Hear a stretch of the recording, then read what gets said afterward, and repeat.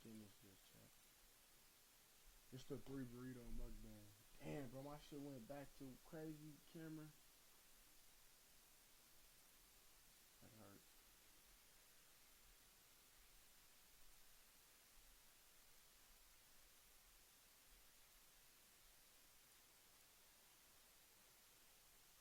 That don't change shit. That's the one.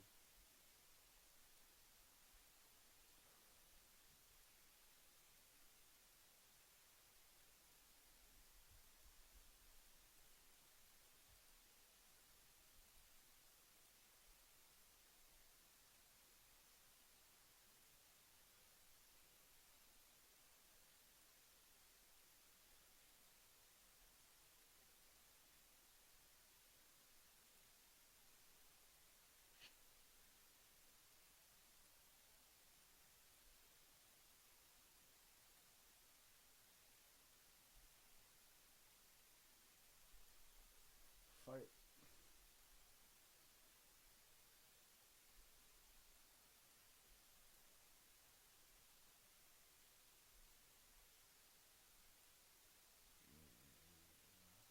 That shit gotta start changing, bro.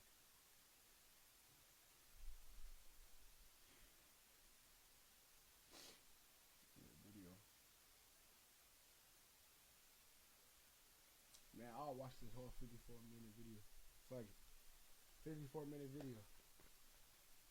It's the 3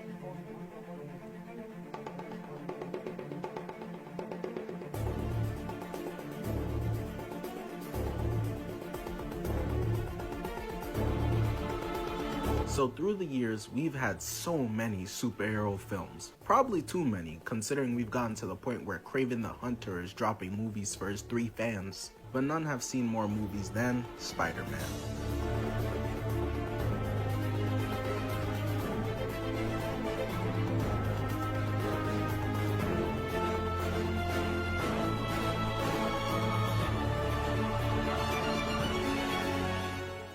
Between Tobey Maguire, Andrew Garfield, Iron Boy Jr., mouthful. Let me put respect on his name. Between Tobey Maguire, Andrew Garfield, Zendaya's boyfriend, and Miles Morales, we've gotten 10 theatrical Spider-Man movies, which makes for a perfect top 10 rankings, while also placing them in tier lists to illustrate which movies, despite being one after another, I believe are on the same level or not. This is ranking and reviewing every single Spider-Man movie. Number 10. The Amazing Spider-Man 2, F tier. I got The Amazing Spider-Man 2 in last place, and I know that Andrew Garfield's got I think that's the one with, what's that nigga name? AOPA, you wanna come out here? God, what's that nigga name, bro? Jamie Foxx, bro. I think that's the one with Jamie Foxx, bro. a cult fan base. Andrew could murder children and y'all would be outside like R. Kelly fans justifying it. She saw piss coming, she stayed. Yeah, she did. And why should I have to miss out on the next R. Kelly album just for that? And I understand it for real. I get the concept of liking a movie that's quote unquote bad or has major issues. I'm a Transformers Bayverse fan. And by every metric, those movies have the writing of a bunch of illiterate dudes. 18 Floyd Mayweathers in there cooking up bullshit. I fuck with Alvin and the Chipmunks. Like, trust me, I get the concept of liking things despite the poor writing and poor characterization and just having fun with it. I can get that. But I'm sorry, bro. TASM 2 isn't that. It is genuinely just a miserable watch for me. I will say it has some of the best shots in Spider-Man movie history. Spider-Man swinging through Electro's field when they're fighting, that's fire. The scene versus Electro in Times Square, the opening swing scene. Gwen Stacy's death might be the most visually appealing Spider-Man scene ever. The way the web is reaching out looking like a hand, you could see her reflect. Nah, I do look-y remember that part with the shit looking like a hand. But I was about to say, I don't remember his bitch dying. I remember all the other hoes, you feel me, like when they got fucked up. Reflection in his mask, but that's the few good times in the movie, and the rest is a bunch of this. My dad left a briefcase. That's all I got, briefcase full of junk. Who the hell told that nigga Andrew that we talk like that out here? I would have taken this over what he did. I'll see you later. Bye. Yo, what's up, B? How you feeling? What's going on? Yo, let's bounce, son. Literally everything with Harry Osborn is ass, and he's a huge part of the movie. Had me staring like this when they tried to make me feel bad for a nigga we met 20 minutes ago. So you mean to tell me this is his best homie and we ain't hear about him for a whole movie before this? I don't care that he's dying. Don't get me started on when he becomes Green Goblin. They really forced Green Goblin down our throats randomly at the end of the movie. I really hate that a villain like Green Goblin was just a throw-in at the end for a final battle. Ain't no one trying to see Shocker for a full movie. You could have used him. I really don't remember this shit. It's not the one with Jeremy Fox, bro. I don't remember that shit at all. For that instead. While on villains, we might as well mention Electro. Yeah, I'd be mad too with that cut, Brody. The shift from him being Spider-Man's #1 glazer to fuck you nigga, let's die.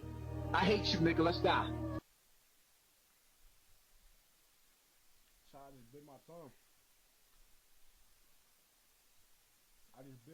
Eating 3 frozen burritos, chat.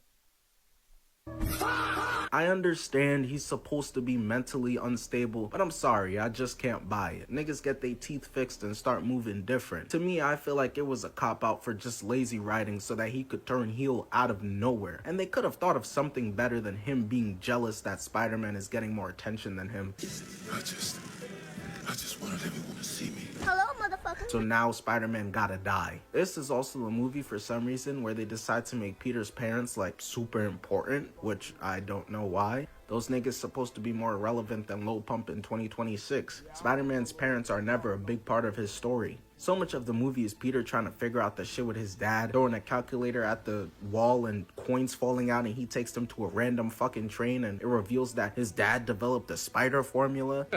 Hey, y'all, come look at this. Human DNA that I implanted in the spiders was my own.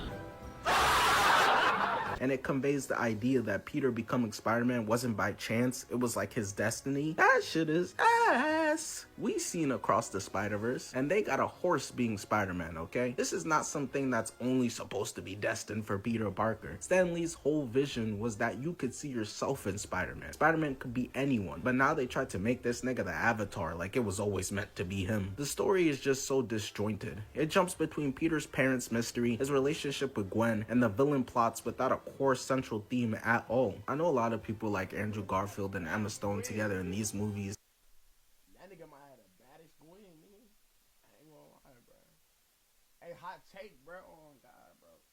What's that bitch name, bro? What that bitch name, bro? Who was on bitch on Disney Channel? Zendaya, bro. That bitch not that bad, bro. That bitch not like Rihanna bad in there, bro. She a model and shit. She a good actor and shit, bro. But they be trying to like sexualize this bitch like she hella bad or something, bro. She bad, though. She bad on some shit, though. She is kind of bad, though. But compare that bitch to like, I spell that right to hell no. Compare that bitch to Rihanna though, bro. I'm about to sleep. That don't look bad. Like I was still gonna speak it though, right? And highlight them as a huge positive. I liked them in the first movie, but in this movie they kind of just get on my nerves. It's not cute anymore. Peter can't make up his fucking mind. 5 minutes in, I'm finna watch this whole bitch, bro, and I'm posting this shit. 1 second he's gotta keep his promise to her pops and stay away. Then the next second he up at 3 a.m. horny texting her, "What you doing, big head?" Didn't your dying uncle already tell you with great power comes letting go of great cheeks? You should understand at this point that being Spider-Man comes with sacrifices, and they could have taken this movie to show him doing that, but instead he just doesn't. Gwen also pisses me off. I know she's Miss Independent, but shorty, you are not Wonder Woman. At every corner, Peter's trying to warn her of the danger, and she keeps putting herself in it. I'm coming with you. You know that you... That over here today is kind of crazy, bro, but like, on some shit, I probably would, bro. Like, you know, bro. And what's the name would hate me for it, bro. Dr. Umar wouldn't fuck with me for that, bro. But I probably would. But I seen that when I was a young nigga, bro. That's the type of reason why I fuck with white hoes, bro. I seen this when I was a young nigga, bro. Okay, but she old as shit now, bro. That shit look weak as fuck. I'm not gonna lie. I'm not rocking with that over here today. I'm gonna be real. She'll call the police on you hella fast. You go to police. Fuck around and find out. Now your brain's splattered on the ground. There's also little inconsistencies between Peter's character that really annoys me, specifically when he's Spider-Man. Like we see him stopping those little kids who were bullying that geek with the fan, and he fixes the fan and walks the kid home. And then earlier in the movie, he's just letting Rhino run through the city, killing everyone while he's quipping to him, and a bunch of cop cars and civilian cars are getting turned over. Like, what the fuck? Ultimately, TASM 2 is just a brutal watch for me. There's some cool moments, the suit is dope, the actors are very talented, but that's not enough to overcome the shitstorm that is. Hey, I'm trying to watch a motherfucking like also motherfucking police footage after they showed us some DJ Ghost shit. Oh my god. The writing in this movie. Number 9, Far From Home. Hey, hold on. Let me check with the live hit on. Police footage after they showed us some DJ Ghost shit. Oh my god. Nigga, you niggas can't even see me, bro. The right. Fuck, I'm so black on this. Like also DJ Ghost shit. Specific. Bro, that shit can't even see me, bro. Oh no, they can't. That should be completed. C tier. I really don't like Far From Home. This movie is more setup and resolution for past and future movies than anything else. They gotta wrap up the endgame fallout, like Tony being barbecued and everything with the blip, and then set up the next shitty Nick Fury show, so let me include him in this film and reveal he's a Skrull. This felt like when the Russo brothers made Infinity War, killed Gamora, and then tossed the Guardians back to James Gunn for Guardians 3 and said, well, good luck, my nigga. Write your way out of this one. The fact that he's not in New York truly does hinder the film a lot. Within Spider-Man movies, New York is damn near a character within itself. Nobody trying to hear wee, but slide back, chat. I'm not gonna lie, I gotta search that up, bro.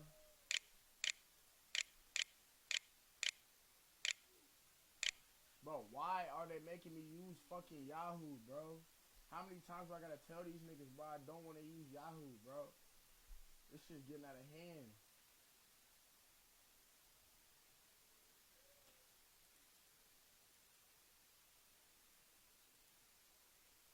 Like, fuck.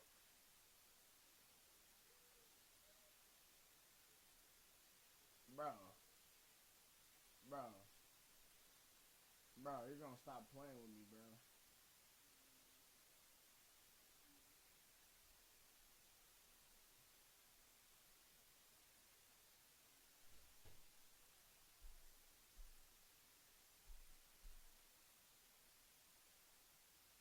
Bro, so what the fuck?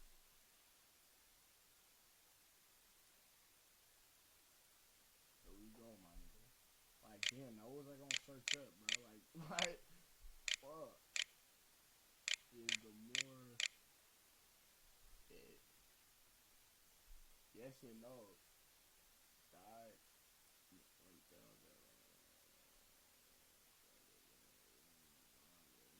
Wow, they wrote some bullshit. Bonjour instead. They brought that bitch back, nigga. It's not even her, bitch. They brought a different version of her back from a different universe. Where am I, sir?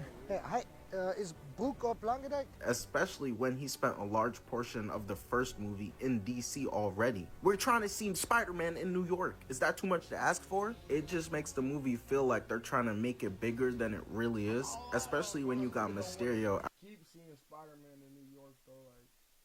Like, I don't got no problem with it for real, but I wouldn't mind if Spider-Man went to Miami, nigga. Out here talking about the multiverse and introducing Skrulls in the post-credit scene. Is this the friendly neighborhood Spider-Man or not? Not every movie needs to be a friendly universal Spider-Man movie, bro. So much of what's supposed to be a Spider-Man movie revolves around Tony Stark. Hell, the main villain is more pissed at Tony than anything else. I'm like, what'd he say fuck me for? The whole movie is framing Peter as trying to live up to be the next Iron Man. Hey LeBron, Peter, we're good. Ironheart is here. He even gives the glasses that Tony gives him away to Mysterio. Happy was smiling ear to ear, looking at Peter all proud when he's building the suit, saying he looks just like Tony right now. Oh, hell no! Oh, hell no! Nigga, nobody in the theater was going, aww. I was losing it. Is this Spider-Man or fucking Iron Man 4? That suit was weak too. I don't mess with the red and black one.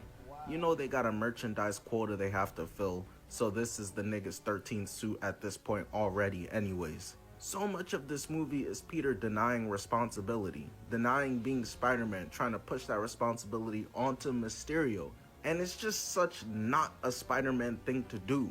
It just feels like a crazy lesson to still be learning at the end of the second movie. It feels like we're just going over similar concepts from Homecoming. There's been no growth. He ain't did shit but step back since then. Alright, hold on. Let me process what the bro just said, bro. Let me process what this nigga just said. So basically saying he just don't fuck with the last movie, bro. Like, that nigga just didn't like that shit at all. Like, he's saying he don't like the whole script of the last movie, basically, bro. If I'm not mistaken, bro. Nah, man, that shit was cool, bro. It's like, bro, cause the nigga was fucking with Iron Man and shit, bro. And you know, Iron Man be in New York and shit, you feel me? It's only right, bro. They gotta touch on the subject, bro. Iron Man just died, my nigga. He just gonna neglect Iron Man and go do some other shit, bro. I don't know though. Shit, bro, don't fuck with it. You know? Without getting too much into Homecoming, cause that'll be later, but in that movie, he learns responsibility. This isn't a game. That sacrifice is necessary. With him not being able to go to the dance, he learns he doesn't need to be the next Iron Man or Avenger. He doesn't need the suit. He needs to be who he is, and that's the friendly neighborhood Spider-Man. In this movie, he's learning responsibility. I actually did watch this shit in the theaters, though. So, like, when he said, like, niggas wasn't, like, you feel me? Like, I'm not gonna lie. When I was in the theaters and I seen them nigga doing the Iron Man shit, I was like, I'm not gonna lie, that shit is kind of cool, nigga. I ain't think it was weak. That he can't push it on Mysterio. It's his to accept. He learns sacrifice. That his school life won't be what it once was. You can't have a normal vacation. He learns he doesn't need to be the next Iron Man. He needs to be who he is, the friendly neighborhood Spider-Man. Are y'all noticing a pattern here? Fast forward to No Way Home and guess what? He learns sacrifice. Instead of making Peter becoming Spider-Man a movie lesson, they decide to make it the entire trilogy. The entire trilogy is about him becoming Spider-Man, and it makes each individual movie feel like we're just beating a dead horse. Also, I'm just really not interested in seeing a slice of life Spider-Man film. Like 2/3 of this movie is him sightseeing Europe, having a hating competition with Brad Davis, the 40-year-old playing a sophomore, and buying weak-ass necklaces with fake-ass metal that are finna turn MJ. But no, bro, it all ties back in, though. It's not just that, bro. It all ties back into the plot at the end and shit, bro. You feel me? Cause like now in the new one, bro, MJ's fucking with that dude. You feel me? It all ties into the plot, bro. But I guess he just doesn't want to see that shit at all. But like, what about the whole Doctor Strange and you feel me? Him getting exposed as Spider-Man. He don't fuck with that shit. He just want to see straight Green Goblin, nigga. This nigga want to see straight Green Goblin out this bitch, nigga. Shit crazy. Skin green. There's just not enough Spider-Man in the Spider-Man movie for me at all. Bro, you telling me that I think it was like Spider Monkey or something. Like when that nigga was out there in France, wherever he was at, bro. And nigga had the black suit, bro. That shit was tough, bro. This nigga's hate. As well as the action being ass. I will give them that the Spider-Sense final scene versus the drones was cool, but even the concept of him unlocking Spidey Sense itself was stupid. This movie just has no sauce. It has no soul. It feels like the most MCU-ified movie ever. Number 8, Homecoming, C tier. I know some of y'all finna get mad at me for this one, but to be honest, Homecoming and Far From Home are the same level to me. But one had to be before the other, so I just put it. They really just two cheeks of the same ass when it comes to being a Spider-Man movie. But it's different.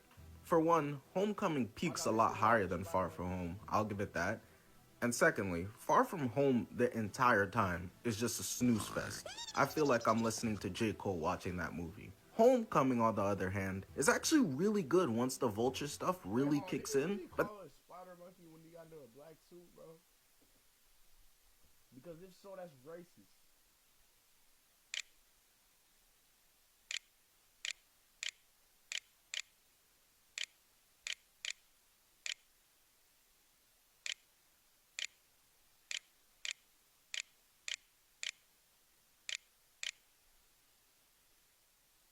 bro, that's racist, bro.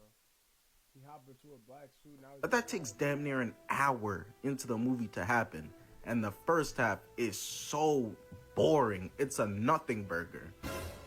Like I said before, the MCU made a weird decision where they made the whole trilogy about Peter becoming Spider-Man versus just the first movie being that. And it was a choice I do not fuck with.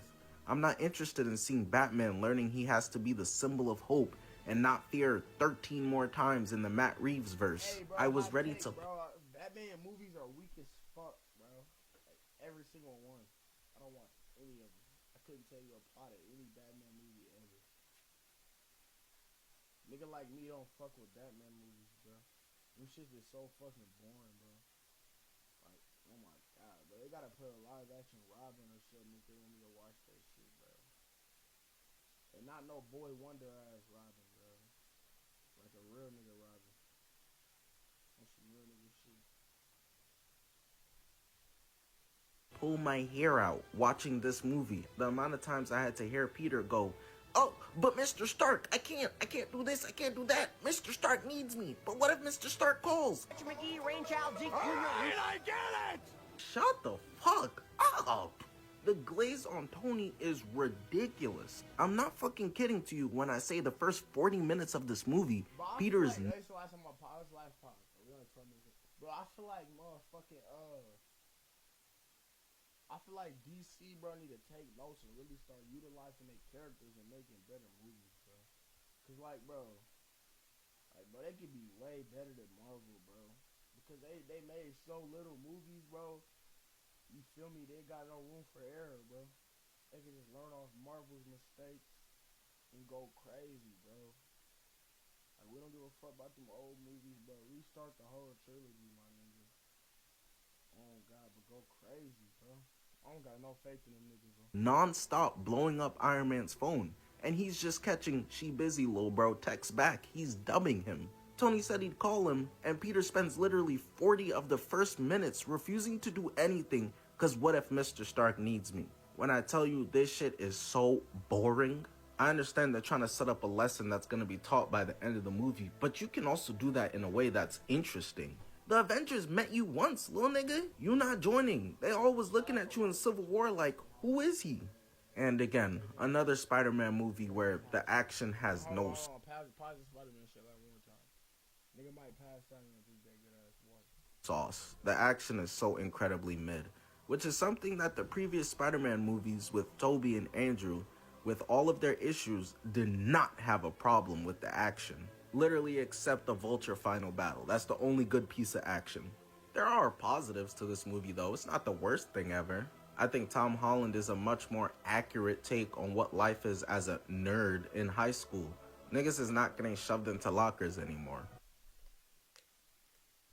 ChatGPT say you gotta drink that bitch slow. Bullies aren't big-ass 36-year-old seniors like in the previous movies. Flash is a modern take on a bully nowadays.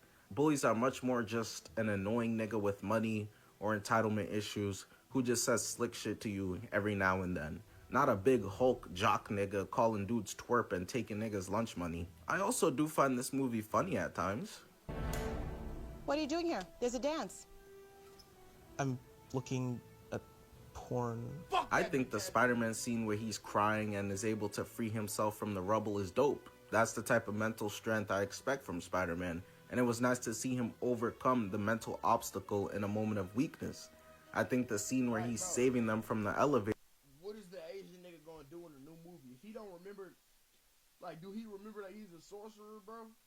Because if he remembers that he's a sorcerer, Spider-Man might as well go tell him again, bro. Are they just gonna make him not a sorcerer now? Cause that shit was like one of the hardest part of the movie. Vader in DC is really good too. He puts on like a fake New York accent. That's funny. But probably my biggest issue with this film is the fact that it feels like it really lacks any consequences. The biggest consequence is him literally just not getting to go to homecoming with Liz. Or I guess maybe losing the suit Tony gave him. But you shouldn't have had it in the first place, that hand-me-down ass shit. You should have got it out the mud and built it like real niggas did. But when we've seen Spider-Man that were homeless, seen their uncle die, lost the love of their life, had their aunt boom. I'm sorry, bro. Him missing out on Homecoming just doesn't move me. Kill that nigga Ned at least or something. Not that anyone would care, but shit, at least you showing me some true Spider-Man sacrifice for real. It's like the MCU Spider-Man writers are unable to write a movie that has real stakes you feel, but without it being the multiverse is gonna explode. This nigga just wants the same movie over and over, bro. Like, come on, twin. They did something different, though. And maybe the stakes being, hey, he's gonna miss Homecoming and he has to leave Liz would have hit a lot more and been a lot stronger if in the first 40 minutes of the movie, instead of dick riding Tony, you develop that relationship way more. Then in that case, we could feel, oh fuck, he's not gonna get the girl, and it would actually feel like something. I know a lot of people love this movie, but I don't know. For me, it just feels like too much MCU influence all over it, and it really hinders the movie. I'm realizing my overall issue with these movies before No Way Home is that there's too much Peter Parker and not enough Spider-Man. When I look at other modern superhero films like The Batman or Superman from last year, they are Bruce and Clark Kent for an extremely small portion of these movies. And I love that. For a movie, I want to see Spider-Man doing shit more than I want to see Peter doing mundane things like going to school parties or in gym class doing crunches with his fat ass friend who I know can't do 3 of those bitches. And just too much of these first 2 Tom movies are just him kind of being a teenager and not enough being a superhero. Number 7, Spider-Man 3, B tier. I'm gonna put some dirt in your eye. I want to preface this. Now we're getting into movies that I genuinely like. I like Spider-Man 3. Spider-Man 3 is what people think TASM 2 is. It's a mess, but man, it's a fucking fun ass mess. Like I said, now we're getting into movies I genuinely enjoy, so I can be more positive, no Magic Johnson now. Listen, say what you want about emo Peter. Was that shit extremely cringe? Hell yeah. His corny ass was hitting dudes with roast like, I don't care that you broke your elbow. And hitting dance moves that would def get him kicked out the club. He was giving off vibes of someone who posts how they a popular loner. But at the same time, he was really on demon timing. Nigga got annoying nigga with money or entitlement issues. Spider-Man 3. People think TASM 2. He was giving off vibes. Nah, bro. If you think about it, bro, it low-key makes sense because like this nigga's being infected with a motherfucking parasite in his brain and he's starting to act like a weirdo, doing these weird ass dances. You feel me? Like it's a part of the plot for real, bro. If you really think about it. Vibes of someone who posts how they a popular loner. But at the same time, he was really on demon timing. Nigga got Eddie fired for faking images. Get out of my building. I was just... You're fired! If only they knew what AI was doing nowadays. Oh my god. Took his girl, had her dancing on him, sent that nigga spiraling so bad he went to church and prayed that Peter would die. I want you to kill Peter Parker. And the black suit Spider-Man is so iconic and so clean looking, it just has so much aura, bro. He was moving like the Punisher. I was fucking with it. He slid on Sandman and truly wanted to kill that man. Then caught Harry lacking and gave him the whooping of a lifetime. Had his face looking like Obito's. I also like this side of Peter that they explore. Bro, because Spider-Man's supposed to be able to like do niggas in for real, like with his fist, bro. He must have been holding back. You have a character that over 2 movies so far you've built up, so what do you do now? You give him a big ass head now that he's at the top and tear him back down. He was kind of moving like a dick even before the symbiote, kissing Gwen in front of his girl. The clout was getting to him, and I like this exploration of the character. Instead of just another, oh, Peter's getting treated like shit again, how do we make him persevere over this? They gave Peter a different type of emotional conflict to overcome, and it's entirely internal, and I think that's interesting. I also think the overall theme of the movie being forgiveness was nice. I provide forgiveness all the time. My homie Shuffle accidentally played Jay-Z, and I forgave him despite my ears bleeding. Peter forgiving Harry, and forgiving MJ, still saving her, and Harry forgiving Peter, coming to save him, despite everything showing bros over hoes, and even dying for him, with Peter also forgiving Sandman. It's all just so beautiful. Everybody forgiving. I forgive you. That's not to say, though, that this movie doesn't have issues, of course. And there's a big black one. No, I'm not talking about Robbie Robertson, you racist. I'm talking about Venom. There's no secret that this Venom wasn't great. He was like 5'6", his suit was weird looking, his sound effects were off. Nigga, that's comic book accurate, I heard, bro. I heard Venom not supposed to be all that tall and shit, bro. I heard, nigga, in certain comics, nigga, he's like taller, nigga. But like, in some comics, nigga, he's just like a skin suit. Really on bomb. The voice wasn't there, the roar wasn't there. And worst of all, it was Topher Grace's performance was not convincing as a villain at all. Topher Grace really stood there and said, I'm a villain, cause I like to do bad things. Come on, man, who wrote that shit? Which connects to the issue of the fact that this movie had too many damn villains. They tried to balance Spider-Man, going against Green Goblin, Sandman, and Venom, and MJ, cause that bitch was always hating all in one movie, which didn't really give any villain the time they really needed to develop. It's so clustered. They literally have to pause certain storylines so others can try and continue. Like them giving Harry amnesia conveniently, just so that they could give themselves enough time in the movie to try and develop Eddie, which then just becomes he hates the journalist Peter because he exposed him, so now he wants to kill that nigga. No one fully felt fleshed out. It's like each third of the movie is dedicated to a different villain. It's weird. Especially when all of these villains could have stood in their very own movie as a main villain. The movie does have a lot of swag to it. The suits are dope. It has very cool fights. And overall, it is a movie that's just kind of slop, but it's really fun slop. That's why I say it's what people say TASM 2 is, but TASM 2 really isn't that.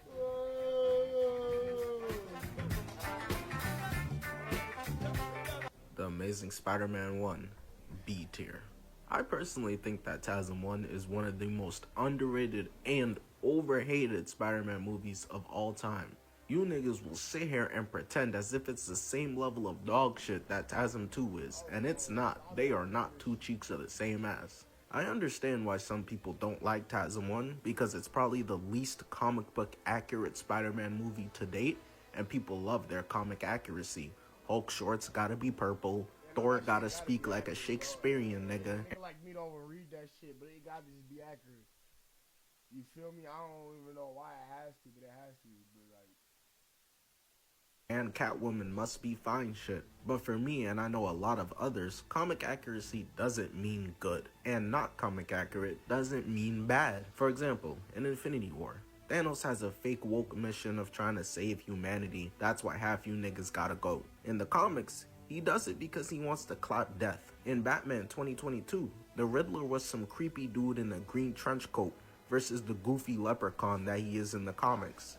If done right, I have no issue with changes. Just look at Megan Fox. TASM 1 is a much darker take on the Spider-Man character and world. The goofy leprechaun that he is in the comics. If done right, I have no issue with changes. Just look at Megan Fox.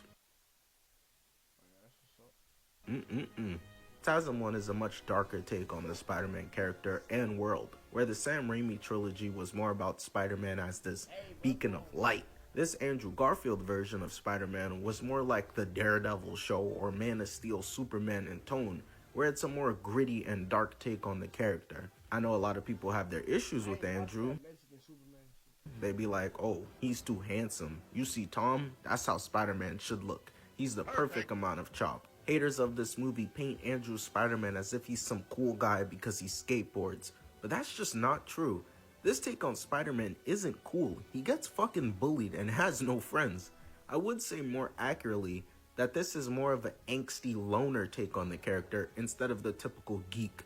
It feels more like Peter goes home and posts popular loner on his IG story. This version of Spider-Man also doesn't feel as much of like a hero. He's actually kind of scary, like Andrew is actively kind of torturing a car thief. Man, no! Come on, let me go!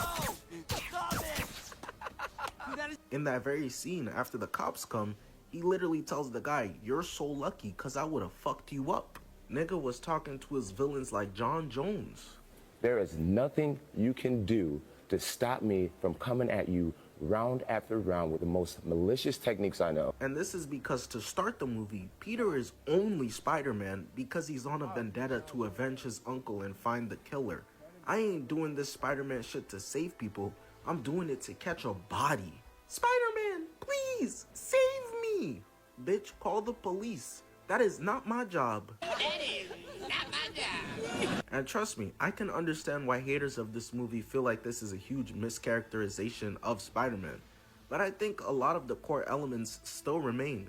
Despite how he starts off as Spider-Man, when Lizard attacks the bridge for the first time, Peter springs into action, literally holding on to a car with the kid in it with one arm and giving the kid his Spider-Man mask so that he could have the strength to empower himself so he could climb up and he could grab him, handing a child over to his father. That is peak Spider-Man characterization if you ask me. I don't feel like the darker, more realistic approach to Spider-Man butchers the character. This isn't Zack Snyder's Batman where he's killing niggas. There's also the fact that no other Spider-Man moves as much like a spider as Andrew does. Andrew is the only live-action Spider-Man that fights like a spider. He was literally crawling on Lizard while webbing him up in the school. He's by Lizard look crazy too. That nigga look fire, bro. That shit look tough, bro. That Lizard nigga look real as fuck. far the most acrobatic. Of all the Spider-Man actors, I feel he gives the most performance behind the mask. Just look at this scene where he's talking to Gwen when she pulls up at the final battle and he's upset with her. Be here right now. I'm not messing around. You can't be here right now. This is insane. There's so many mannerisms going on. It really feeds into the performance. And while we're talking about this, they also nailed the romance, obviously. Every time Emma Stone was on screen, I'm just like... The movie even did NYC right. Unlike Tom's shitty ass, he's actually in New York, and it itself is a character. When Spider-Man has been shot by the police and can't swing over to stop the Lizard, it's the people who help him, the people of the city who look to Spider-Man. The same man who he saved his son earlier in the movie has his construction workers put out cranes to help Spider-Man get over there fast enough. That feels like a scene that could have been ripped straight from the Sam Raimi trilogy, and you trying to tell me they mischaracterized Spider-Man in this? Stop it. The action in this movie is of course fire, just as fire as TASM 2, even though I had that movie last. One thing I cannot complain about these movies is the way they handle the fight scenes. The whole school fight with the Lizard is peak. That Stan Lee cameo is the most Spider-Man thing ever. The final battle is beautiful. Because it's a dark take on Spider-Man, they get to do a lot with the lighting and don't hold back in that department at all with the visuals. That's... I'm about to fall asleep, bro. God damn, bro. Of course, not to say this movie is perfect, though. I'm personally a big fan on how modern superhero movies skip origin stories. We did not see Batman's parents get slammed out in an alley for a fake chain in the Batman. In the Tom Holland movies, Uncle Ben doesn't even exist, and there's only his Aunt May, who had me ready to be someone's... Yeah, bro, this shit an hour, bro. I know that niggas ain't got shit to watch, bro. This shit motherfucking Spider-Man movie right. Fuck, nigga. Spider-Man movie right, fuck, nigga. Step-uncle, Superman 2025, we don't see his parents getting blown to smithereens and him growing up on a farm. Fantastic Four 2025, they give us a slideshow for a backstory in 5 minutes. I feel we could have went without Uncle Ben getting blasted again. Seeing Uncle Ben is like seeing James Harden in the playoffs. You know he's gonna disappear soon enough. That dumbass nigga saw a gun fall out somebody's pocket and decided to run for it. You should have just minded your business, Gramps. The first 25 minutes is backstory, and that could have been better used. Could have given Dr. Connors better motives, which is another weak point of this movie. Not only does the Lizard look like a live-action Ninja Turtle, ugly as shit, but his motives makes no sense. He makes the Lizard serum to try to grow his arm back, and it backfires.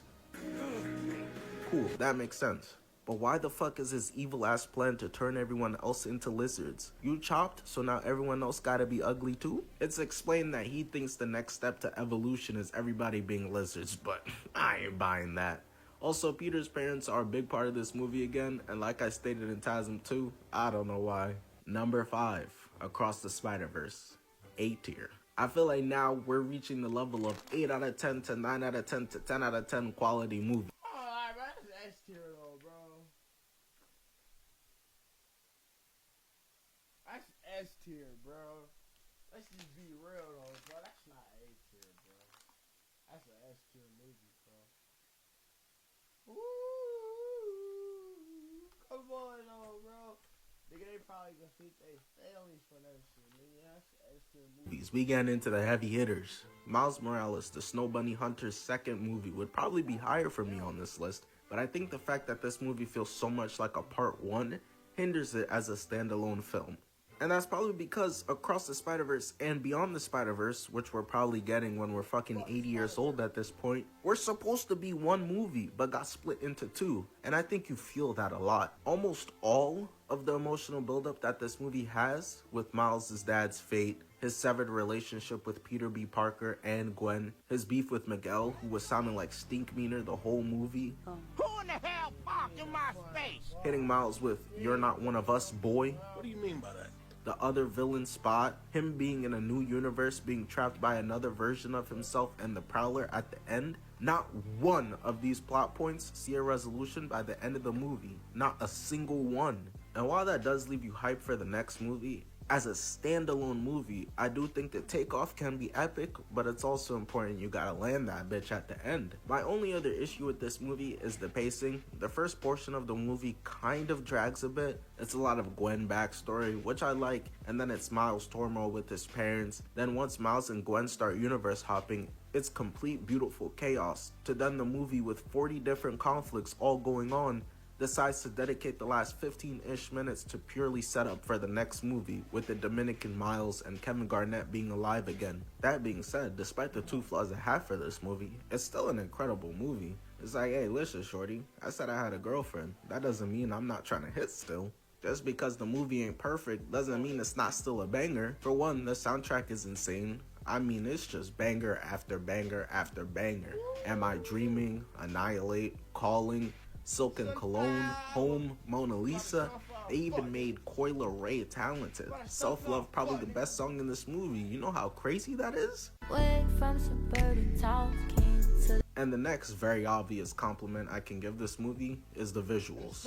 Somehow, someway, they managed to top the groundbreaking feat that bro, this ain't the Sunflower.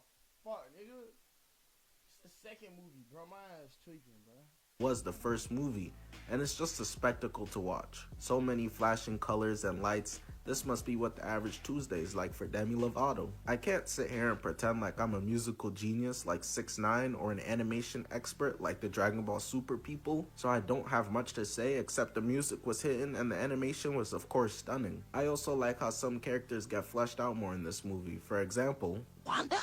It's Gwen. We get a whole backstory for her and the tragedy she's been through.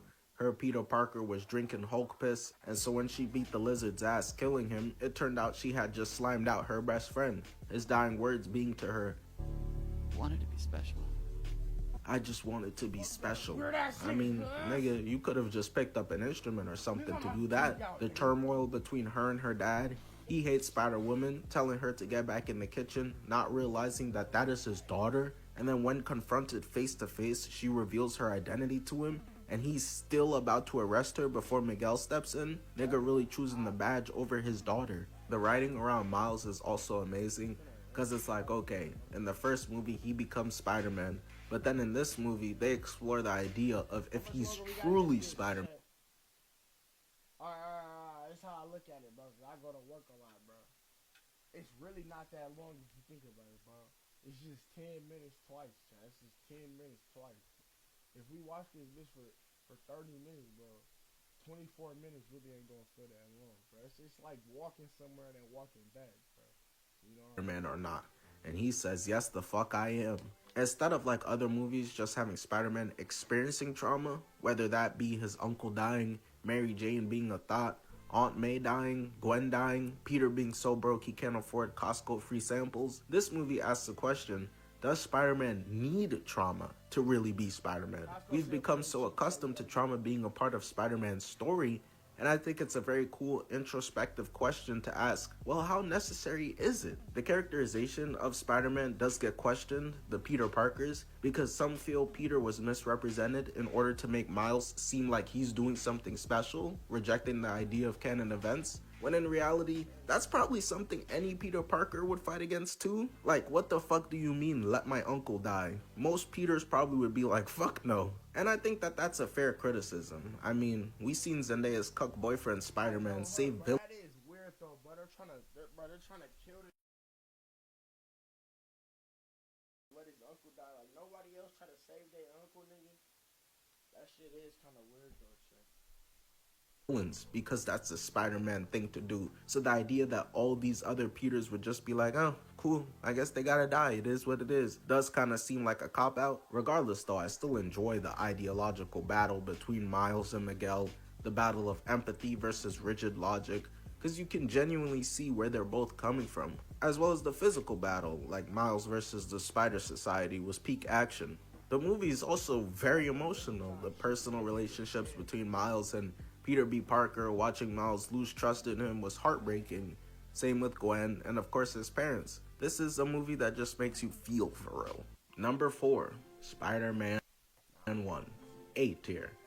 The one that started it all, man. I'm pretty sure this movie got a special place in all of our hearts. I remember being a kid watching this movie, being amazed. This was the first time of 30 I should never ate those 3 frozen burritos.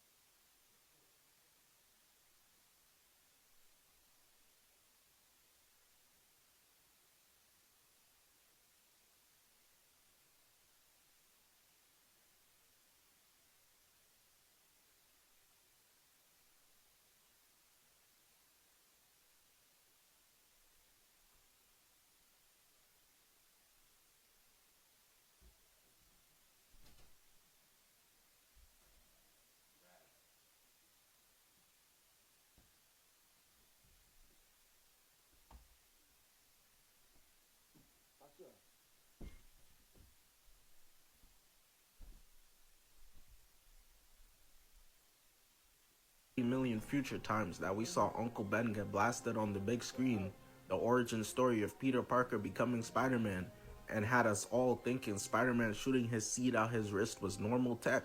Despite the love I have for this movie, it isn't perfect, of course. I do personally think that Tobey's portrayal of specifically Peter Parker is a bit overrated. A lot of people will call this version of Peter relatable to us loners, and who the fuck is we? Who's us? I'm nothing like you losers. This version of Peter is just too much of a geek. He's too mopey for me. I think someone like Tom or even Andrew's Peter are actual human beings you could meet. If I met I'm nothing like them other 2 guys, bro. Yeah, I'm more like this guy, probably. I'm not gonna lie, though, bro. I just be chilling and shit. someone like Tobey's Peter and they weren't autistic, I'd be real confused why you acting like that. I think they swung the pendulum a little too far to the side of loser, to the point where I couldn't even understand why someone like this would have any friends. Why the fuck would Harry want to be homies with this dweeb? If you look at better versions of Peter, like Insomniac's or Spectacular Spider-Man's portrayal of Peter, while intelligent, while happy ass niggas, like, what they so happy for, though, bro? Niggas got to be so happy. a geek, while kind and gentle, there's still a level of charismaticness that's supposed to be there that is completely absent in Tobey's portrayal of Spider-Man, in my opinion. I couldn't imagine why MJ's fine ass would ever want to date this loser. He's got no game whatsoever. Hey, chill out, though, with that shit, bro. Cause, like, you know, like, I don't know neither, though. That bitch is bad, so I ain't never gonna lie. That's all I gotta say about this. I liked seeing you tonight, Peter. Oh boy, yeah. However, Tobey's Spider-Man, I got no complaints. The suit is so clean and the motives are perfect. Obviously, Uncle Ben and Peter get into an argument. Uncle Ben says the line, "With great power comes great responsibility." With great power comes great responsibility. And Peter's just like, man, this old nigga tripping, telling him you're not my dad. And I know I'm not your father. Then stop pretending to be. And then later on in the day, while waiting, Niggas a hoe, though, bro. The old nigga try to spit some game, though. Those niggas start yelling at him, though, and shit, though, bro.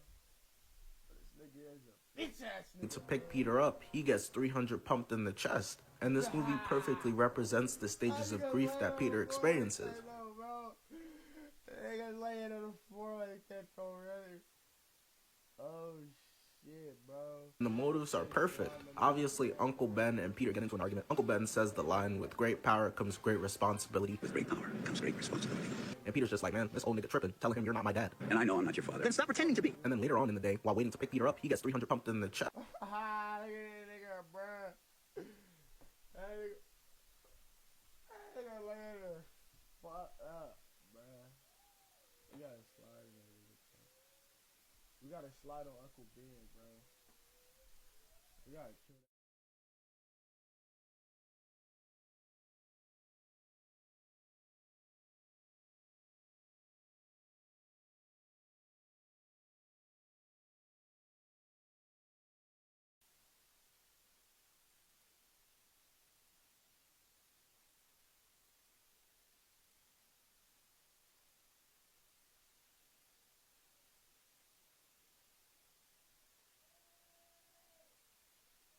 Hold on, for me.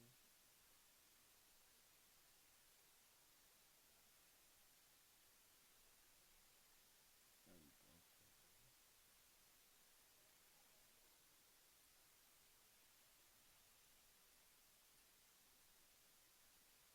My tweaking. Hold on, bro. I'm trying to make. Oh, I am tweaking. I am tweaking, bro.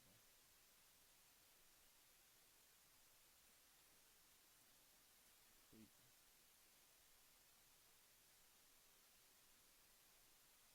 There we go.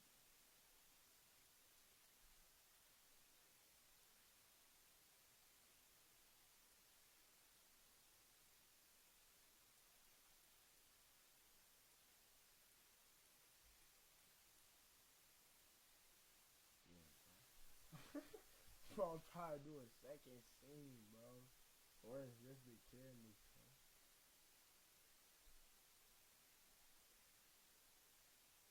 Hold on, bro. How I delete this motherfucker?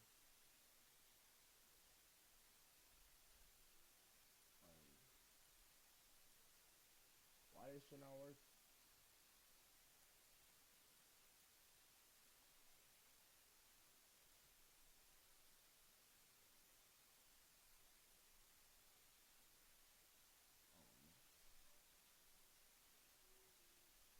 Oh no, bro. That's some bullshit. I gotta work.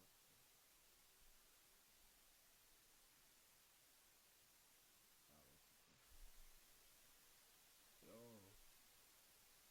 I really don't fuck with that man.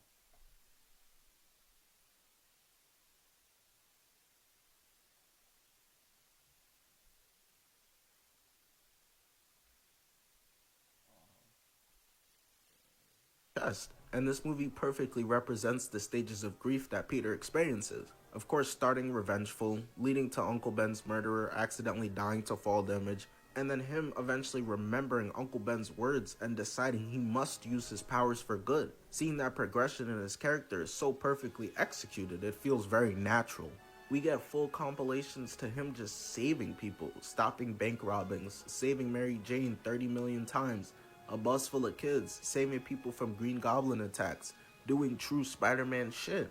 I love the MCU, but the Avengers would defeat the villain with 80 million casualties and just go get some eats after like it's nothing.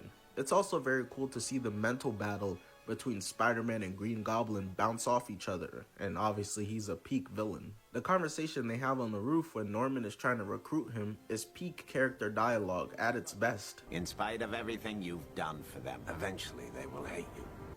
This nigga's spitting right now.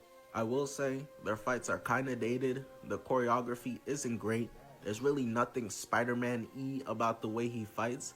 You could put this nigga Peter in a Punisher outfit and nothing changes, which is a negative. Part of what makes Spider-Man fight so cool is the potential of moves he can do other characters can't because how unique his power set is. But in this movie, they kinda just stand there and box. Not to mention the quips are also great. Go Web! Fly! Shazam! I mean, Toby just is Spider-Man. We of course have to mention the romance between my guy Peter and Mary for all of NYC Jane Watson, who gets with Harry. And I just have to say real quick, Harry Osborn in this trilogy is the worst fucking friend ever. Isn't that right? He gets with Gwen, and lies to Peter about it in this movie. In the second movie, he slaps Peter in front of everyone, embarrassing him. Then tries to kill my nigga in the third one and takes his bitch again. Yeah, bro, he needed to go. That was a horrible man's. But yeah, the MJ and Peter romance is nice. That upside down kiss had all of us thinking our first kiss was about to be mad romantic. Meanwhile, we all had ours during Truth or Dare, and she said ew afterwards. Brother, I low-key don't remember, bro. First bitch I kissed, bro. I don't be kissing on the whole. I can't lie, I swear to God I don't remember, bro. Or everything I love I don't remember, bro. That's crazy, I don't remember that. Let me think.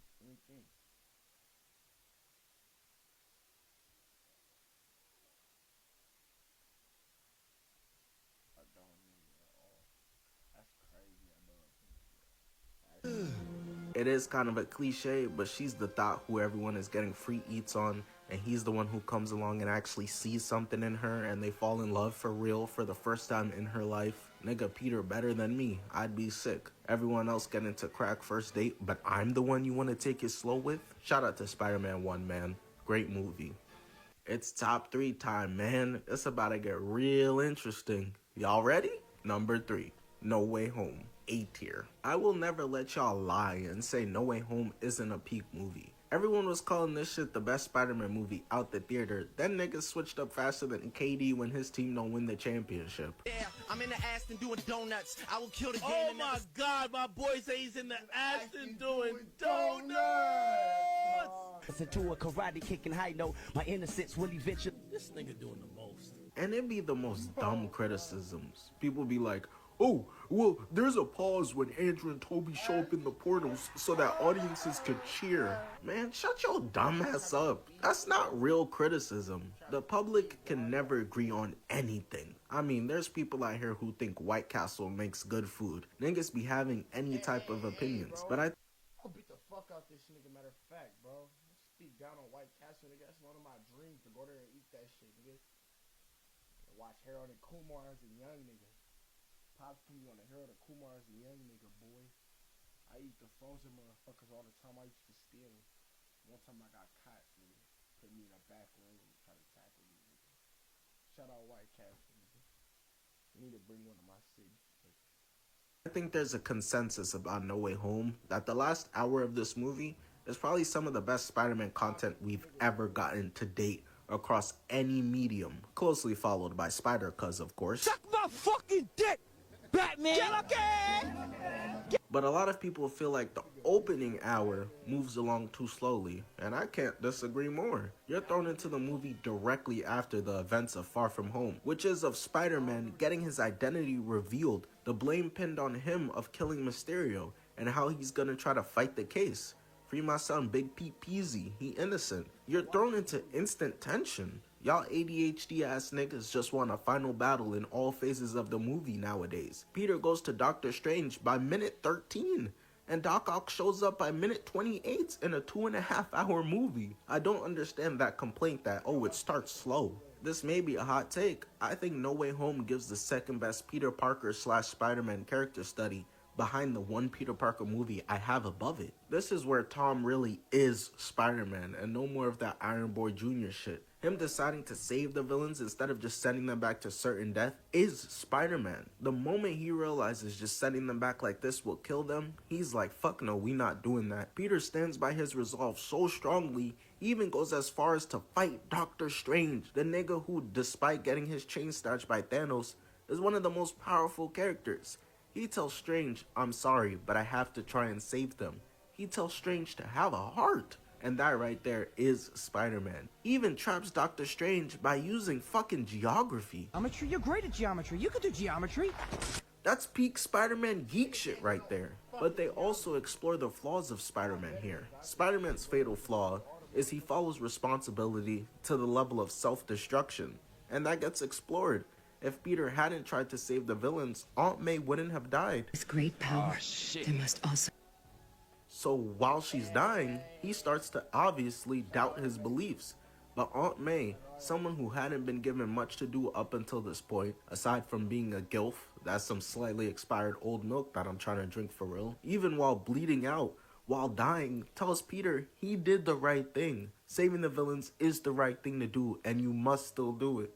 With great power comes great responsibility. They really get into the character of Spider-Man in a beautiful way in this movie. Spider-Man goes through hell in this movie. Literally the entire world turns against him. The public hates him. The villains are on the loose. He loses his aunt. Happy is arrested. The military literally shoots him. And yet still, with the help of his aunt's words and a talk with Andrew and Toby on top of the roof, decides to do the right thing. Everyone already thinks he's the villain, and it would have been so easy just to be that then. Chris Brown ain't fixed his image. He said, F it, it's too late now, and just continued catching cases. I got one more in me. And then at the end of the movie, makes the ultimate sacrifice. He lets go of everyone he loves in order to save the world. This is peak Spider-Man characterization, bruh. The writing is also enhanced by Tom Holland's amazing performance. Niggas trying to say he can't act are just lying, bro. Just watch the Aunt May death scene, the convo with Andrew and Toby,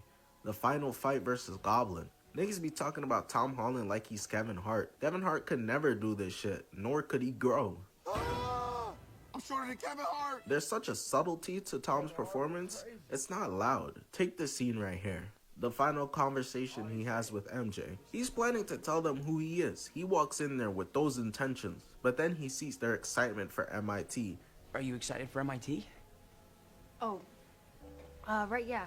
And it makes him rethink. He's still contemplating it though. And then when she combs back her hair, he sees the scar left from the battle that he feels he dragged her into. And you can see it on Tom's face the moment he accepts that life for them without him is the safest life they're gonna live. And these are unfortunately yams he's never gonna be able to have again. He smiles, but there's such a level of pain behind his smile. Is there anything else?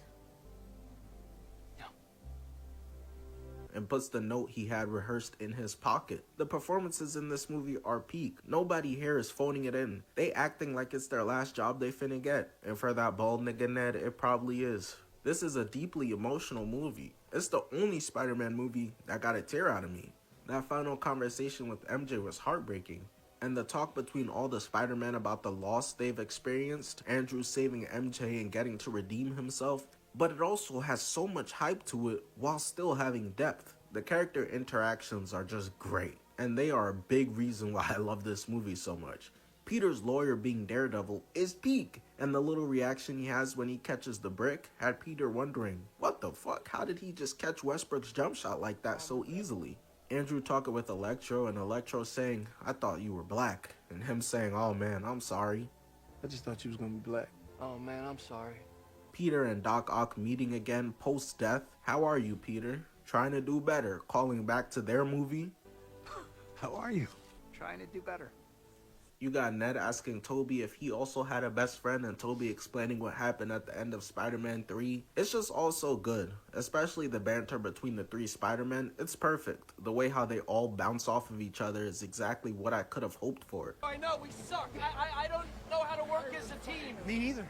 Like Tom telling them he was an Avenger, and them asking, whoa. I ain't like this guy, I think his name, Andrew Garfield or something, bro. I don't know this nigga name, bro. I ain't like his performance in this one. It was like he didn't want to be there. Is that a band? I don't want to brag, but I will. I was in the Avengers. The Avengers? Yeah. That's great. Thank you. What is that? Is that a band? The dynamics just work. You got Toby as the wise oldest brother. You got Andrew as the self-deprecating yet very loving middle brother.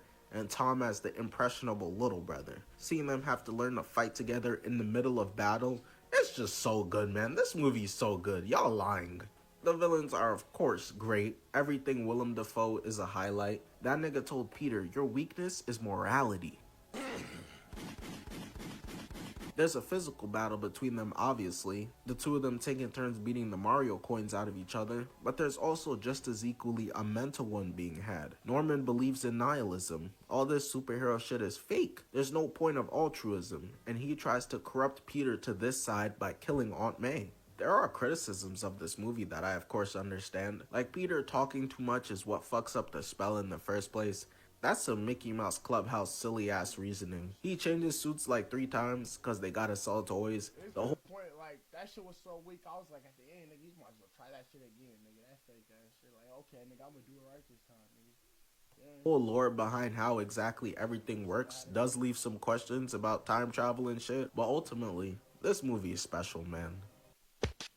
Number 2, Into the Spider-Verse, S tier. I'm not even gonna lie to y'all.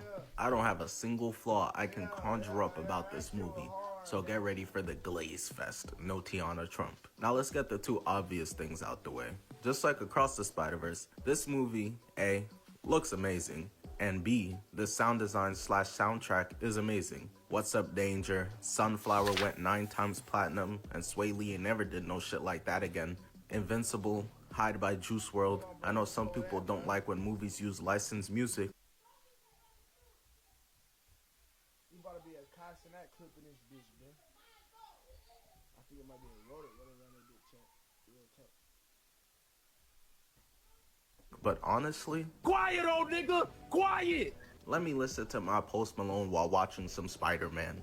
And the other very obvious compliment about this movie is the visuals. This is probably the second best looking animated movie I've ever seen behind Across the Spider-Verse.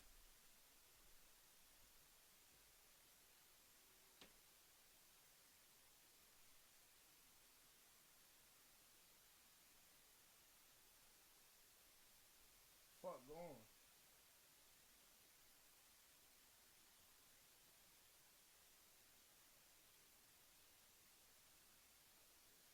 I can't get kind of lacking, so I have my line, bro. I just can't, bro. They blended like a million different art styles into one and nothing clashes. It's literally a comic book come to life. Thank God comics can't actually come to life though. That nigga Absolute Joker would do us all crazy. I know some freak ass niggas somewhere talking about, hear me out though. You got Spider-Man Noir in his own specific theme, then Penny Parker in her own specific theme, Spider-Ham in his own theme, and yet they all somehow perfectly blend with the style that Miles is in. This movie is an animation miracle that somehow got pulled off. Tell them niggas in Naruto to take notes. Man, just take a look at the battle at Aunt May's house. My eyes are catching a blowjob. This shit feels so good to look at. And then look at the final battle versus Kingpin. Same thing.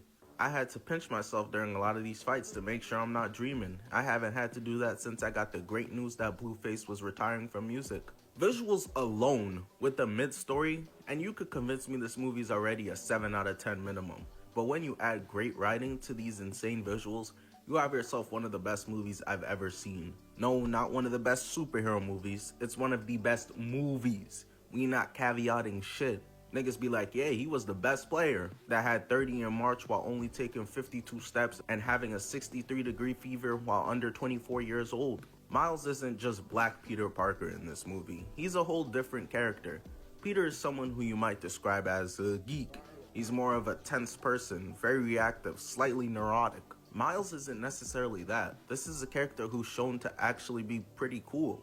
When he's walking through his neighborhood in the beginning of the movie, everyone's glazing him. He got the hoes hollering, and it's very clear his name holds weight in these streets. While he does still have insecurities, he gives off a much more confident feeling about himself in general. And you can see that when he becomes Spider-Man and is thrusted into this new world, he feels way more in and over his head. But he refuses to run from it. He's running towards it to get that ass beat the fuck up because he has no control of his powers. And Peter B. Parker tells him that in the dorm room when Miles is tied up.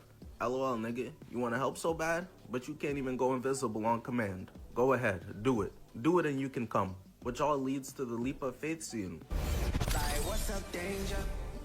Which is one of the best comic book movie scenes ever. Miles listening to Peter and his Uncle Aaron's words, and while still scared, taking that leap to truly being Spider-Man. Completing an amazing payoff of emotional growth to what's been built up since the movie started. In this moment, Miles Morales officially becomes Nigga Man, and it's beautiful to see. It's not just Miles who's great, all the characters are. Peter B. Parker with that rod wave-sized belly, 40 years old, no wife, no kids. This Kevin Durant if he was Spider-Man. Remember I said Peter's fatal flaw is that he embodies responsibility to the level of self-destruction? Well, Peter B. Parker is the perfect example of that. He's an amazing character, and seeing his relationship with Miles is so fun. In contrast, Miles has another father figure relationship with his Uncle Aaron. Uncle Aaron is his cool uncle that's got his life together seemingly, encourages him creatively, not only letting his creativity breathe, but flourish. He can ask his Uncle Aaron anything. Hey, Unc, what haircut should I get? Is Friday really a classic movie for real? Unc, how do I get some bitches? Like, hey. No. Hey. You have Miles, who's learning how to be a good hero from Peter B. Parker. And while Peter is a good hero, his home life and personal life is an absolute mess. And then on the contrast, you have Uncle Aaron, who's seemingly teaching Miles how to be a good person, how to be a good man, how to be a better man. But his supervillain life is a complete mess. He's working for Kingpin. He in a 6,500 deal he can't get out of, like it's a Diddy contract. You gotta give me 6 more albums and some cheeks, nigga. Oil up. Gwen is great in this movie. All of the other Spider people are. And Kingpin as a villain is also perfect. He takes up every scene he's in.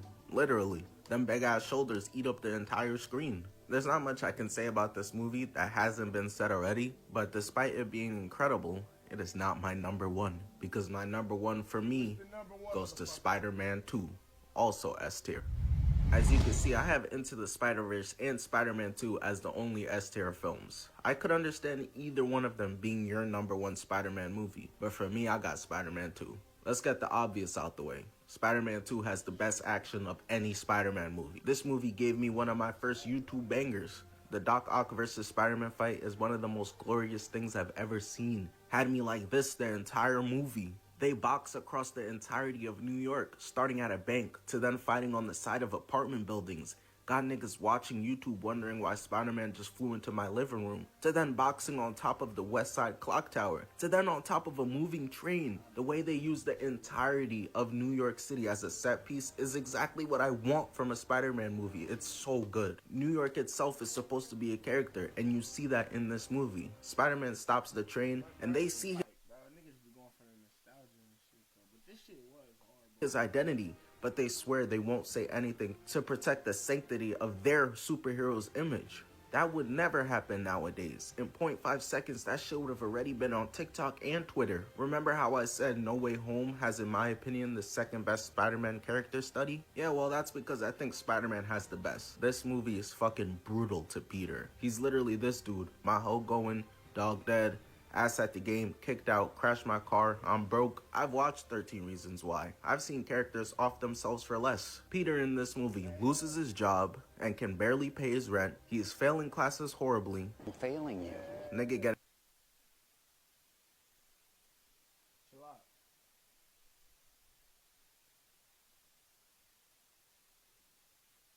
getting letters on tests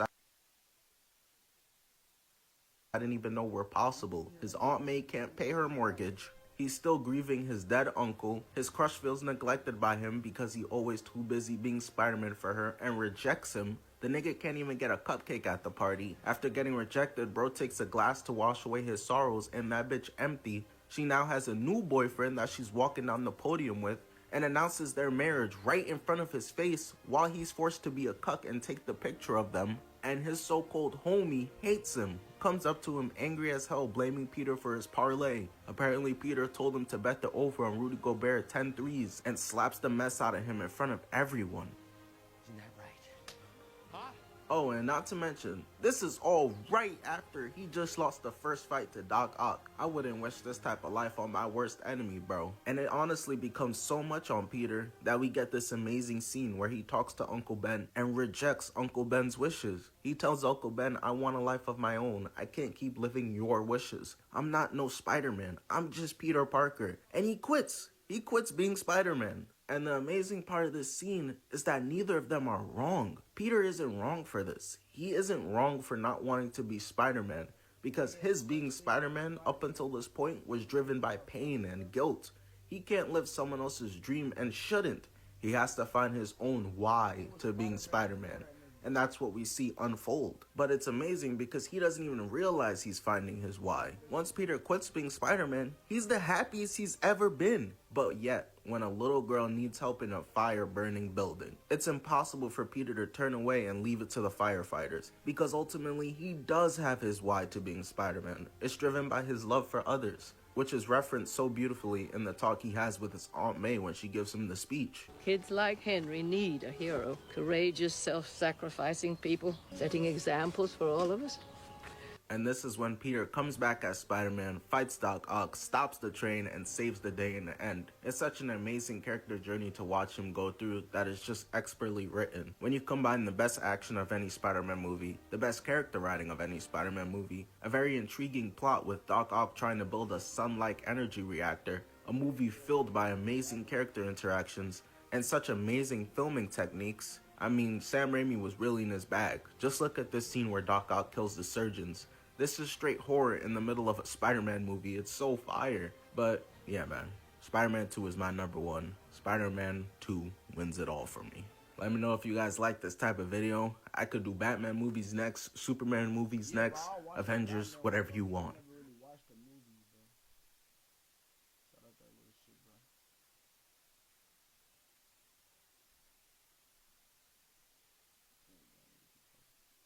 Hey, hold on, chat.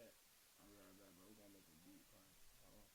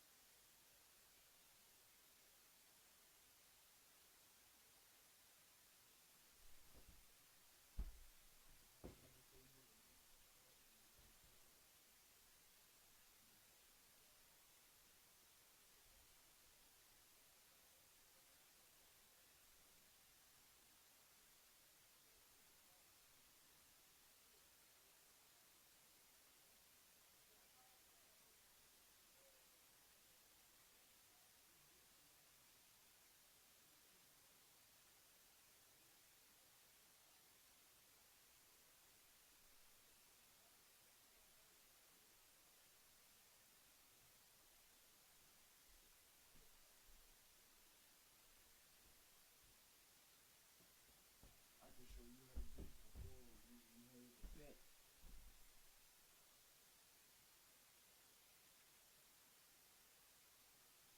I can show you how to get you some funds, get you some hold off the bet.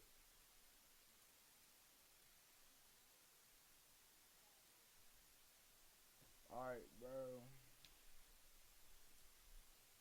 Let's see what's up with the motherfucker, bro. Let's see if we can knock out a motherfucker. You know? I might can knock out a motherfucker. My shit tweaking already. Wait for this. We ain't doing no waiting.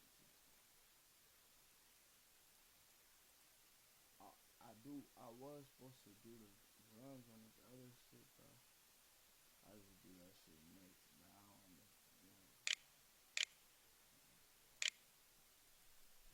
I got an idea too, bro. Oh, bro, that shit opened up too fast, fuck, nigga. Get done this big, bro. So I can see you how to get. What you say?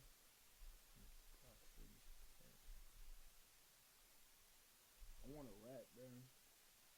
Should rap on this shit. Motherfucker in the booth. Hold on, too. Oh, I'm tripping.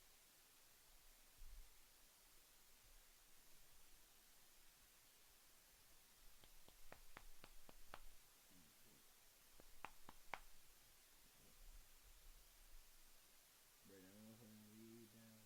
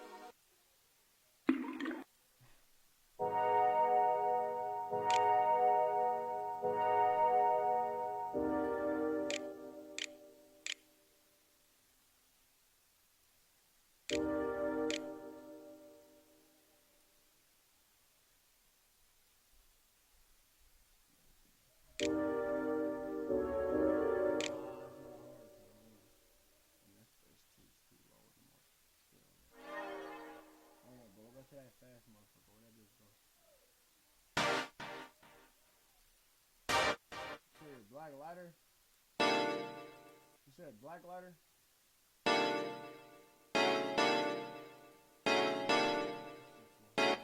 These headphones are ass.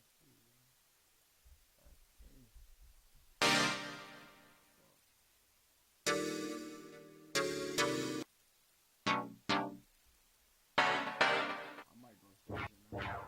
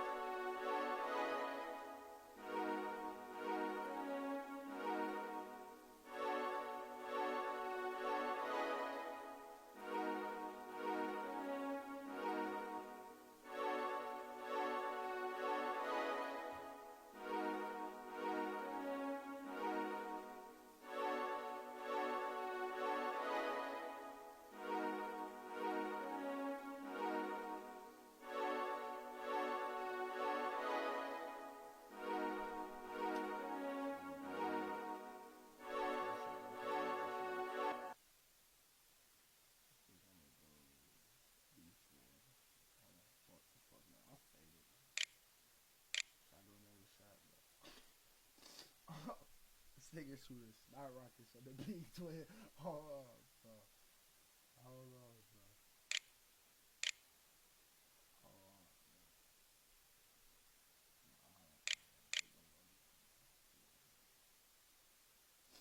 I might go like this one. Nah, but that's what you want. Fuck it, we can hear it both.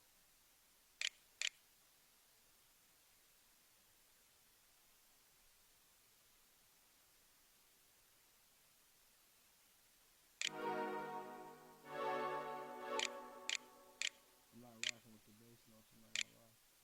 On the pass.